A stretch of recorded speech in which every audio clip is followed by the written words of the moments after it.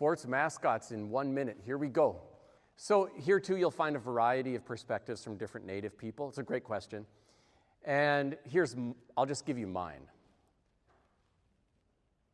So I think bottom line, let's just do away with human mascots. Lions, tigers, and bears, man, you will never offend someone or have a big problem. I think regardless of how you feel about them, we'd all have to agree that at least they're controversial. Especially for schools, like, why have controversy for your school? You got enough stuff to do. Avoid the whole problem.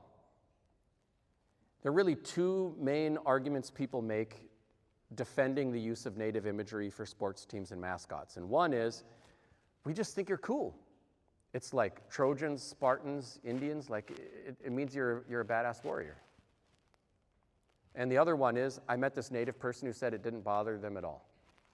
Those are the two main things that I hear people say in defense of them.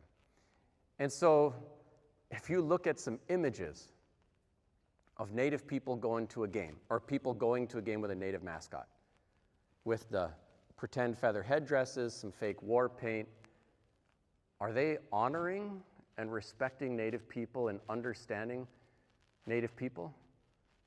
Would they have had the answers for my quiz? Is it about deeper understanding? Or are they just kind of doing Halloween and playing Indian? Most of the time, most of them are just playing Indian. It's just fun.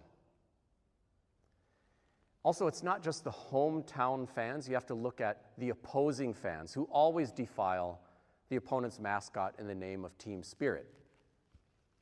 And so at so many high schools across America, there have been the opposing fans bringing signs saying, "Hey Indians, get ready to leave in a Trail of Tears round 2, hi how ya," kind of stuff. So much has happened in so many places. It's America. Like, it's not that everyone will be awful all the time, but somebody will be awful some of the time. So if you're a Native student in that high school, how do you feel? Do you feel safe? Do you feel included? Do you feel respected? And somewhere in the school's mission statement will be something about education.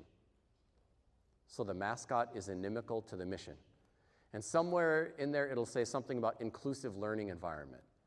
And it's kind of the opposite of that. So I think we need to just let them go. The other one is like, I met a Native person who said it didn't bother me. Well, yeah, there are all kinds of Native people who say it doesn't bother them. The Seminole tribe in Florida sanctioned the use of their tribe's name. Said, go ahead and do it for the college team.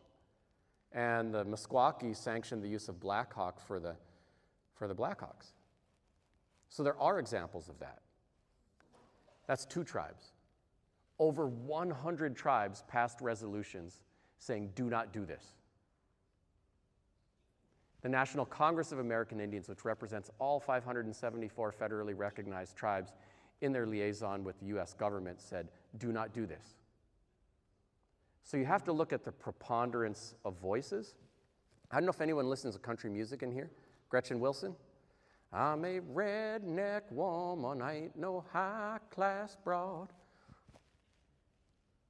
Does that mean I can call every white woman I meet redneck woman? No. Might that offend somebody? Yes. Can I tell the offended person, you have no right to be offended because Gretchen Wilson is down with that? No.